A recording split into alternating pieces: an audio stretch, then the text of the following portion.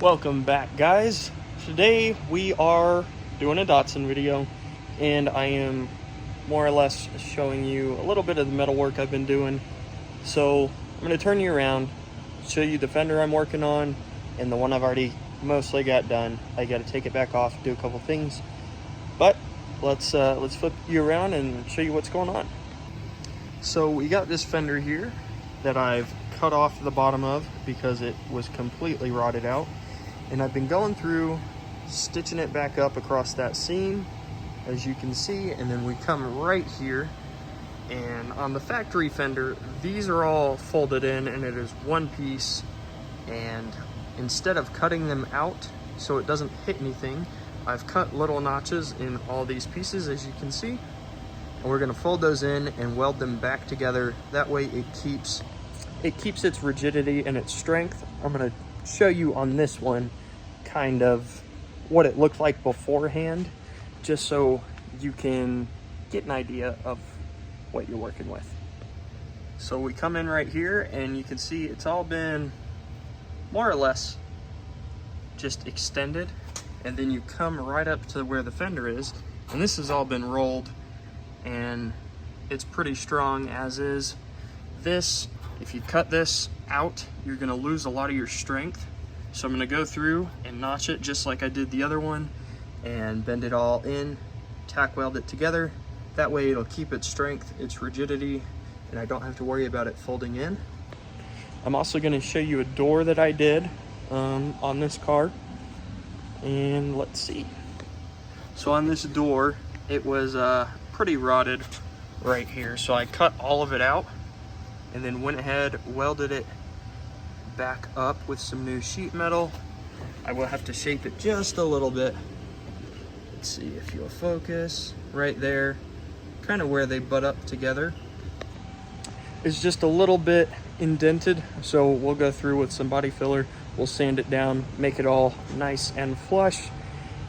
I'm sorry I don't show much of this. It requires me to have a lot of patience and focus, so if I'm filming, I do worse than I do when I'm just here. So that is why I don't show very much of the body work. I'm not very great at it. I'm not a super good example. My father-in-law is a lot better at it than I am. So he'll go through and he'll make sure the car is super straight and the body lines flow and all of that. I'm just doing the bigger stuff, the metal work. And let's get back to it and I'll finish up this fender and kind of show you what I'm doing. So now that I've cut everything out, I'm going through with just a pair of pliers. I don't know why I still have gloves on. I'm not welding anymore. Take those off. Go through with your pliers.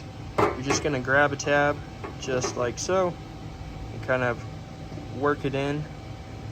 This is a lot easier when I'm not holding the camera, but just gonna work them in. I try and skip every other one, that way when you're going through and you're doing this, it doesn't catch on itself or catch on the one next to it. I'm gonna get the rest of these folded down and then we'll weld them up and that'll be good to go.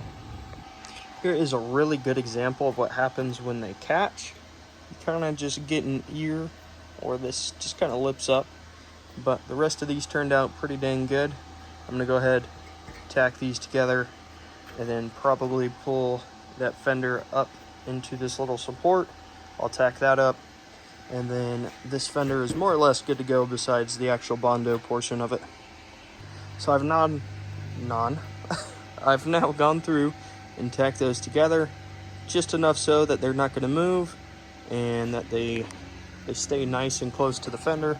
Come down here, you can see that shape of it, and then we will hold it up to the body of the car, just make sure it's all good to go, and then after that we'll move on to the next one and do the same thing. I'm also getting hardware this weekend that'll probably be in this video.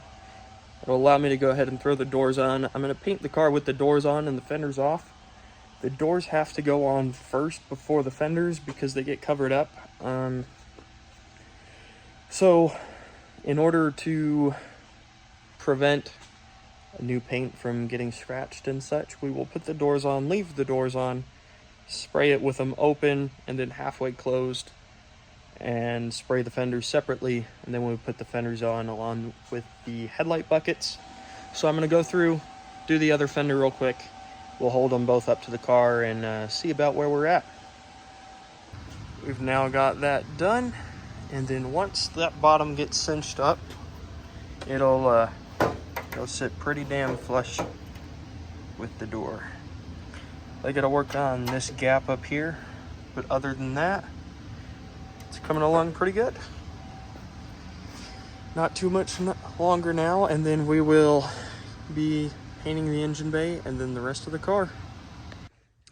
So now that I've got the fenders pretty much done as far as metal work goes, I need to go through and smooth that out and get it as flush as I can with a grinder and kind of pulling it up or pushing it in, whichever way it needs to go, just to make it smooth. Then we'll come back over with the body filler and match it to the panel. And then after that, this little bit down here is all that's left. Once I get that done, we can go through, sand the whole car down, and prime it, paint it, start working on throwing everything back together. I am still waiting on my, my CAS cover, my crank angle sensor cover, my LS coil pack bracket, and intercooler piping, as well as my clutch fork. After that, everything else is here to get the car running. We can throw it together, get it running, get it dialed in, and then I'll work on like weather stripping and stuff like that after the car's running. That is the plan at least for now. But for the meantime, I'm going to go ahead and grind that down, and then we will work on a piece for the lower quarter panel in the back. Also, one of you guys mentioned in one of my previous videos to make sure I'm wearing gloves. You also said long sleeves, but it's a little hot in here for long sleeves for me, and I'm not going to be welding too much longer. I just have to grind everything away. Normally I don't put on gloves on small projects, but yes, it is a good idea to put on gloves when you're welding. Keep the heat off, keep sparks off, and you do get a wonderful tan in the UV light. So, I'm doing that real quick, and then we're going to go ahead and get started on this.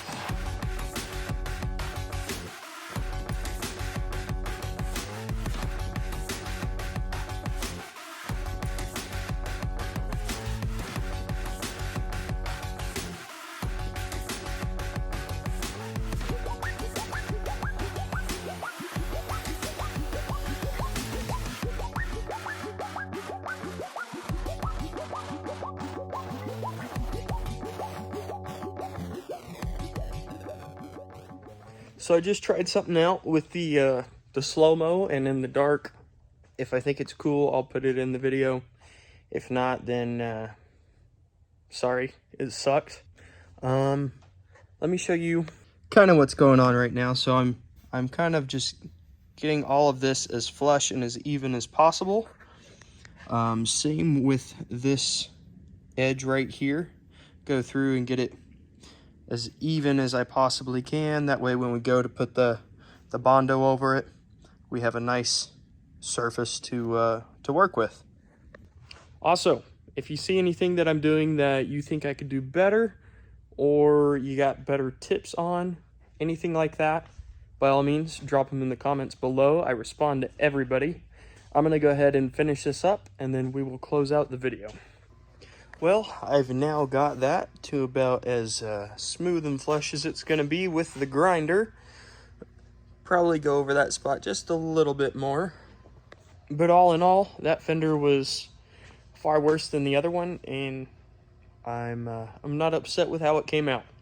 I was kind of kicking myself during the process, but I saw it through and turned out okay.